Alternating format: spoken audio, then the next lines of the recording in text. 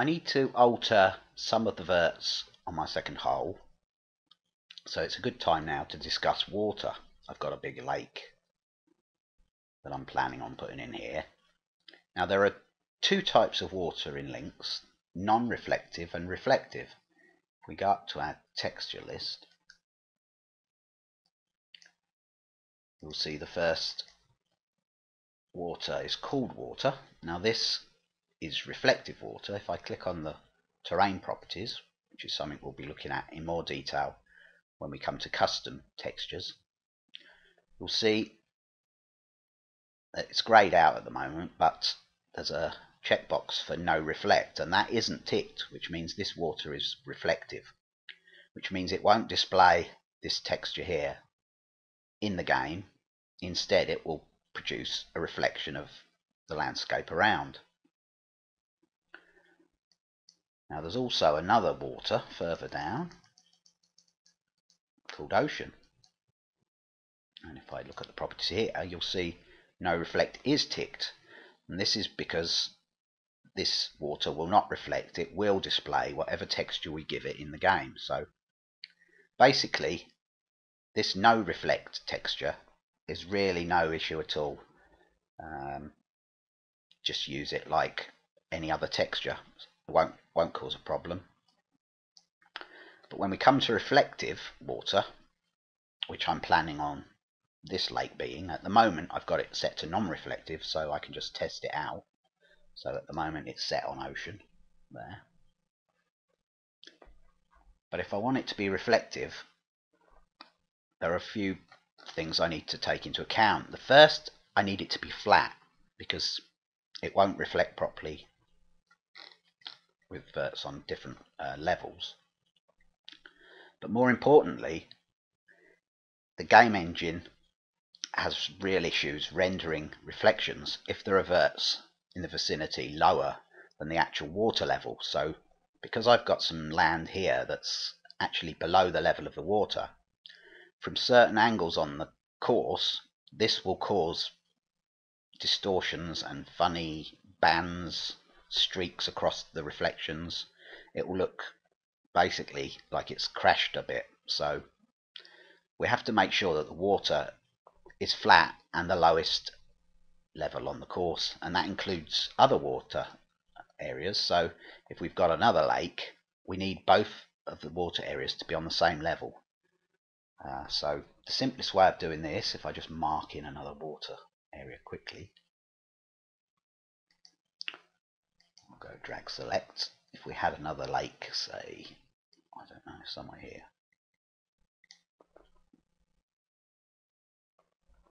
I'll mark that in as ocean.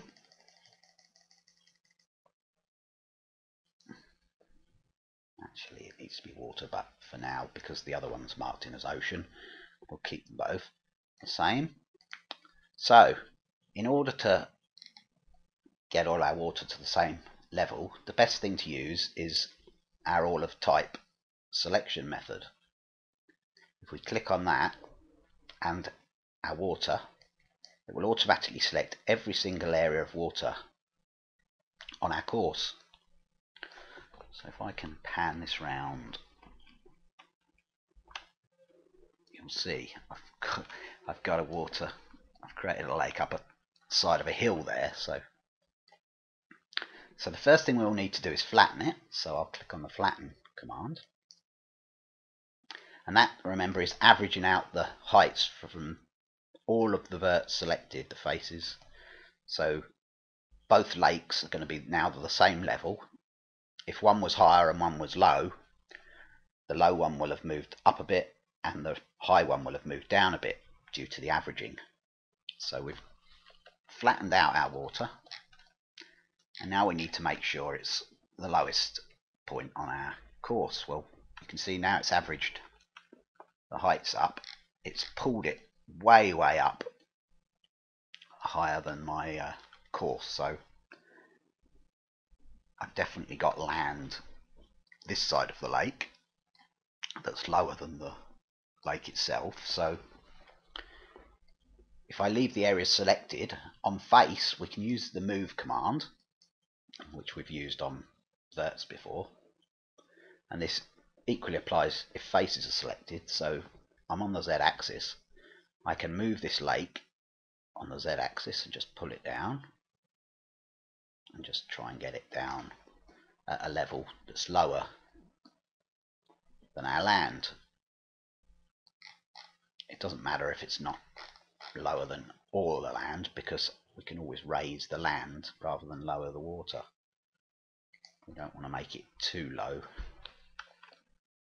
So I've lowered that down. So I've now got water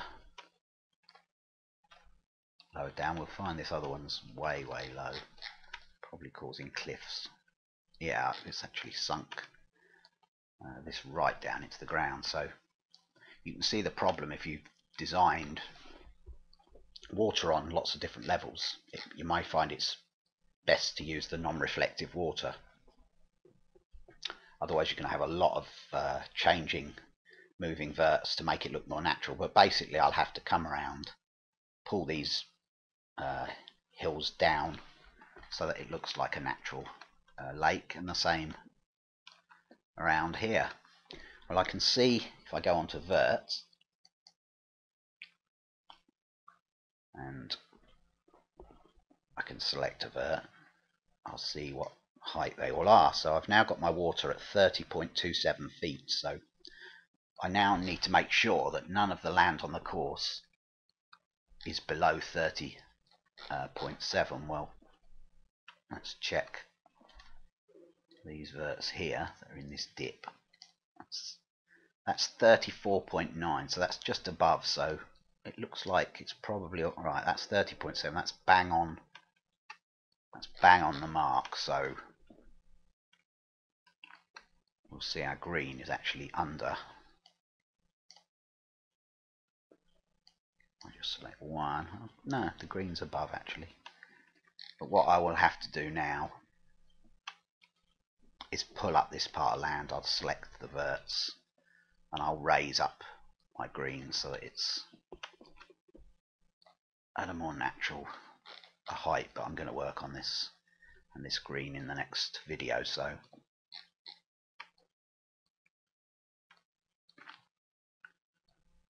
another thing I need to do is sharpen the edges of the lakes like we did with the fairways, just to create a round edge to it. So we go edge, select perimeter,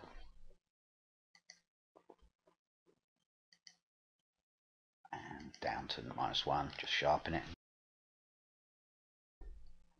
Nice curves on our lake edges.